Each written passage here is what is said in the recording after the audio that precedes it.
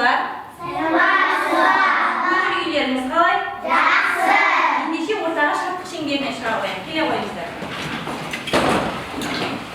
Дөңгелек тұра қалайық мына жерге. Тұра қояйық. Тез тұра қояйық. Кел.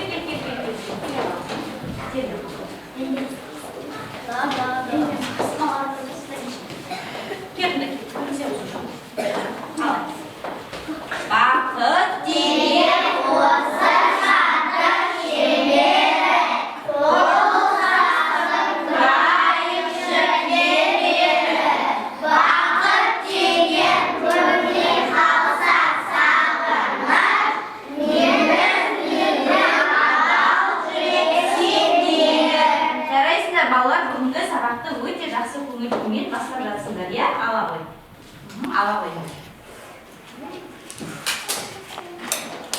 Орнымызға бар, жайлап бар, отыра қояйық онда. Орнымызға жайғаса қояйық. Балалар, біздің бүгінгі ұйымдастырылған оқу қызметі сауат ашу сабағы. Сауат ашу сабағынан өтетін бүгінгі әріпіміз З дыбысы. Мақсаты З дыбысымен таныстыру, сөздегі дауыссыз, дауысты дыбыстардың орындарын ажырату. Ендеше балалар, бүгінгі сабағымызды бастамас бұрын өткен сабақтарымызға көз жүгіртіп алайық, иә? Ол үшін біздер балалар бүгінгі кір жинау әдісін пайдаланамыз. Қазір тақтаға бір оқушыдан шақырам, келіп, анамыз күн жаққырап шығып тұр екен, анамыз далаға кір жайып қойған екен. Бір уақытта балалар қара бұлт келіп, күнді басып тастайды, иә? Ол кезде не болады балдар? Жаңбыр жауады, иә? Жаңбыр жауғанда киімдеріміз суылып қалмау үшін не істеуіміз керек? Жинап алуымыз керек, иә? Сол үшін бізге тапсырма берген, осы тапсырмаларды орындайтын болсақ, киімдеріміз суылмай жиналады екен. Сайда келе ғой. Біреуін таңдап ала ғой.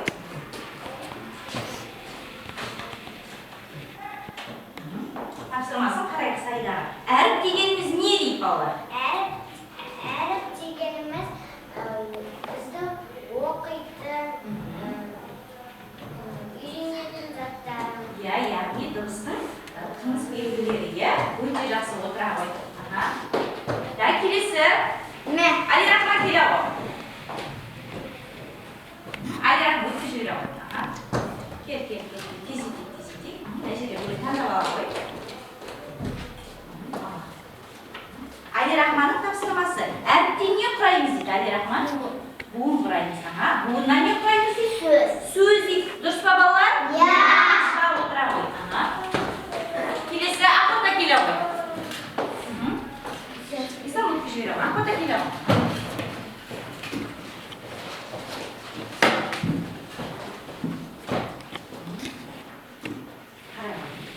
Дыбыстар нешеге бөлінеді дейді? Дыбыстар екіге бөлінеді дейді. Айтайық балаларға. Қандай?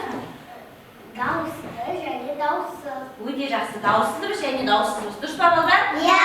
Нешеге белгілейміз дауысты дыбысты?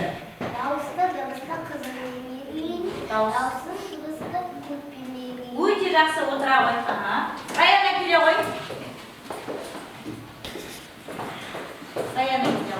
Біреуін таңдап ала ғой.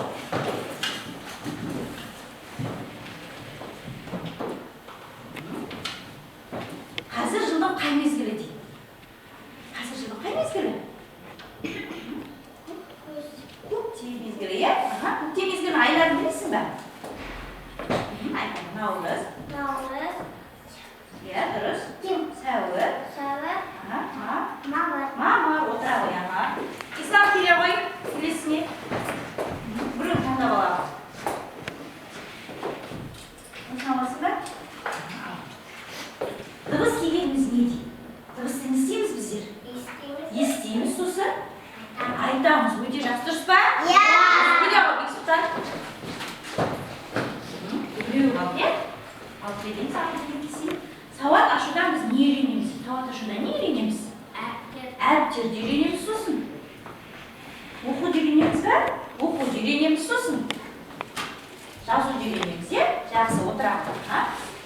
Тамаша балалар, өткен сабақты есімізге түсіріп алдық па? Иә. Келесі енді балалар экранға назар аударайық бәріміз. Қарайық балалар. Не ұшып жатыр? Зымыран. Зымыран дегеніміз не? Мажкенова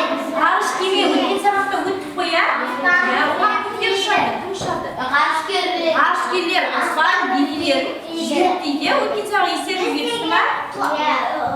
Нешінші планетада тұрамыз? Жер деген планетада тұрамыз. Өте жақсы. Өткен сабақ сайдан есіне түсті. Өте жақсы. Зымыранды көрді. Ал енді тақтадағы суреттерге назар аударайық. Бірінші сурет не суреті?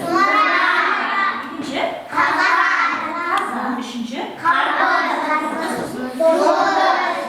Балалар осы сөздерді айтқан кезде бұрын естімеген қандай әріппен білесіз? З әріпі. Ендеше бүгін қандай әріппен танысамыз екен? З. Балалар бәрін з деп айтып көріңдерші. З айтылып тұр. Ұшырап. Ондай дыбыстарды біздер қандай дыбыс екен? Жоқ, қандай дыбыс дейміз? Дауысы дейміз? Дейміз. Қандай түсте текшемен белгілейміз?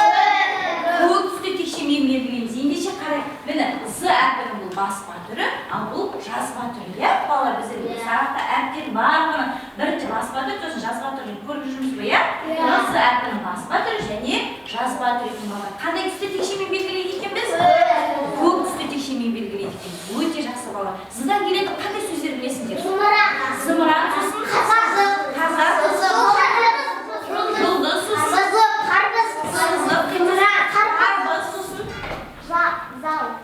зал дейді, иә, жақсы. Тағы да зырылдау дейді. Өте жақсы балалар. З әріпі сонда сөздің басында, терезе дұрыс айтасың, сөздің басында, сосын ортасында және аяғында кездеседі екен, иә?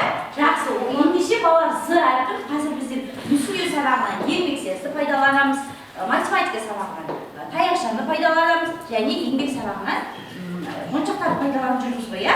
Олай болса, осы сабақтардан пайдаланатын құралдарымызбен з әріпін мүсіндеу қояйық. Бірінші топ еңбек саздан з әріпін жасай қоясыңдар, екінші топ таяқшадан з әріпін жасай қоясыңдар, сіздер үшінші топ моншақтардан з әріпін құрастыра қоясыңдар. Ал тездетіп құрастыра қояйық. З әріпін. Еңбектеріңізді етіп з әріпін құрастыра қоясыңдар. Ал құрастыра қой. Таяқша алам. Иә, балалар көрмеш көрмеш.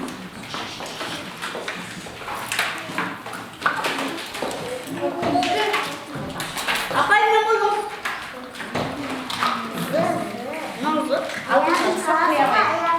Мен тақтадым. Жақсы, өзіңіз қалай жасай аламыз, солай жасайық. Өте жақсы. Өте жақсы, тамаша. Мен жасап болдым.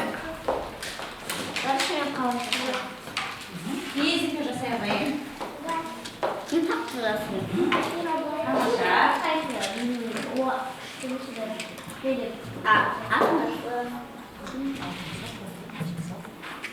Болдым. Өте жақсы, тамаша. Тағы жасаватсың ба? Ақпанда болды, жарайсың. Өте жақсы, тамаша. Салып қоя ғой. Тамаша. Бейсұлтан болды, өте жақсы. Әкем жасап тағы да. Тамаша. Жарайсыңдар, жарайсыңдар. Екі шорта болып қалды. Өте жақсы.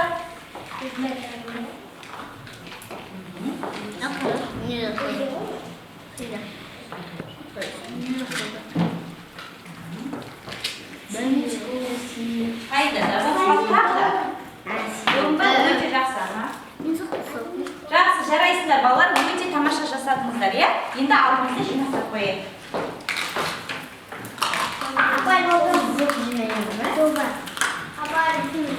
Өте жақсы, тамаша, жарайсыңдар. Балалар, енді кішкене қолымызды жаттықтырып сергіту сәтін жасап алайық, иә? Жаңа жұмыс жасадыңдар. Орындарынан тұра қойыңдар барлық.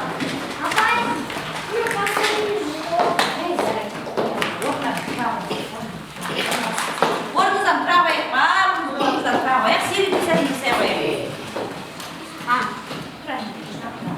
Орындарынан тұр солай, орындарынан тұрыңдар.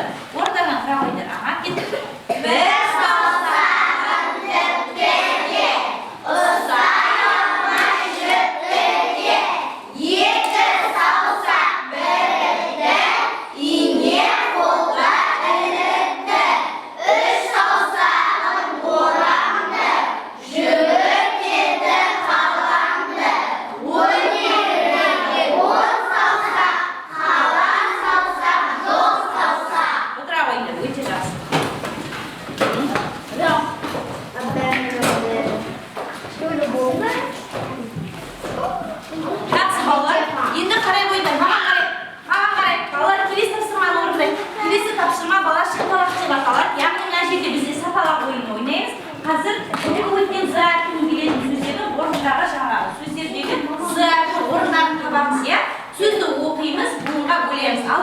келе қояйық. Так, бірінші маған шығады. Али Рахман келе қой. Ислам келе қой. Келе қой. Аха. Келе қойды. Так, енді қараймыз. Маған қараңдар. Бірінші не деген? Оқышына, бұл оқыңдаршы. Мынау ортада қандай әріп болуы? С. Ал тезек екеуі қайсың бірінші сіз тауып алады? Али Рахман бірінші тапты. Өте жақсы. Келесінен оқи қойыңдар.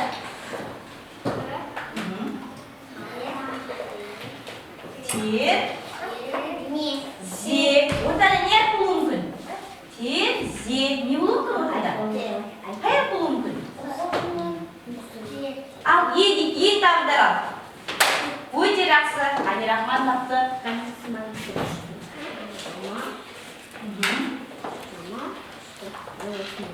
Отыра қойыңдар.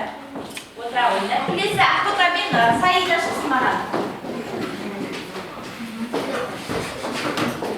Саида, оқи қойған. Не әріп болуы мүмкін? Алды болыңдар. Тезетін қайсы бір жағасар? Өте жақсы. Келесі сөз оқи қойыңдар.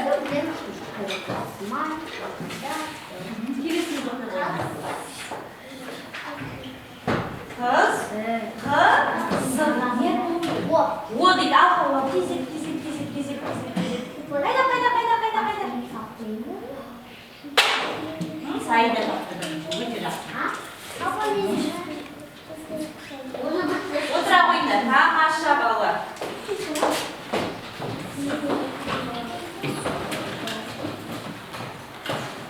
Балалар, енді алдыңызда тапсырмалар берілген, яғни топтық жұмыс тапсырмалары.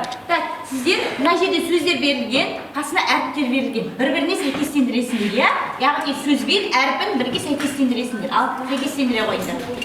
Екінші топ қарағандар. Дыбысты қалдырыңыздар, яғни дауысты қалдырыңыздар. Ал Алина қарағын. Бәрін бірге қарағын. Сіздер сөзде дыбысы бар сөздерді қосай қойыңыздар. Суреттерге қарайсыздар, қосай қойыңыздар.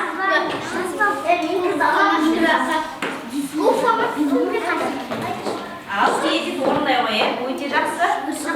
Тамаша, үшінші топ болғанда.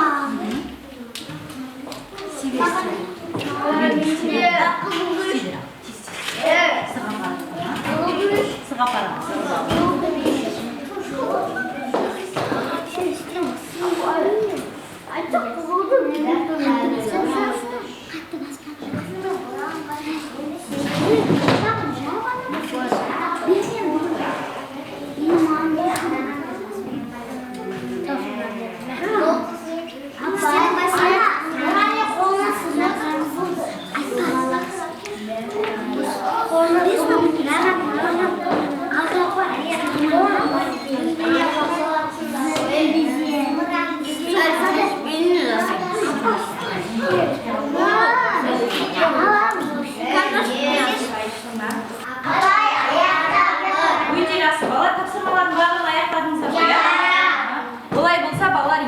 Алдымыздағы дәптерімізді ашып, з дыбысын жаза қойып бәріміз. Ең бірінші балалар экранға қарайып, з дыбысын жазылуын қалай жазылады екен қарайып, сосын дәптерге орындай қоямыз. Қарайып бәріміз, экранға назар аударайық бәріміз. Апай. Экранға қарайды, қалай жазылып жатырған, иә? Ал енді дәптерімізді ашып жазайық. Ең бірінші балалар ауаға жазып аламыз ба? Ауаға жазып қарайық бірінші. Қолымыз үйретейік. Төмен түсіреміз, және аяқтаймыз. Ал енді дәптерімізді ашайық та тез етіп орындайық.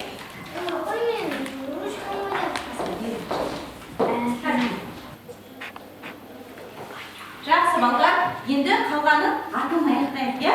Енді сабағымыздың қорытындылайтын уақыты жақындап қалды. Алдарында балалар, қараңыздар, мен сіздерге смартфон қойдым. Яғни телефон, сіздер күнде көресіздер ғой, смартфонды. Қолдарыңызды алдыңыздар, артықтарыңызды алдарыңызға қойдым. Бүгінгі сабақ сіздерге ұнады ма? Иә! Егер сабақ өте жақсы көңіл-күйлеріңіз шыққан болса, осы 3 түрлі смайликтің біреуін таңдайсыңдар. Егер жақсы шықса, орташа десеңдер ортасын тағысын. Егер сабақ ұнамаса, ең соңындағы ренжіп тұрған смайлик таңдаймыз, иә?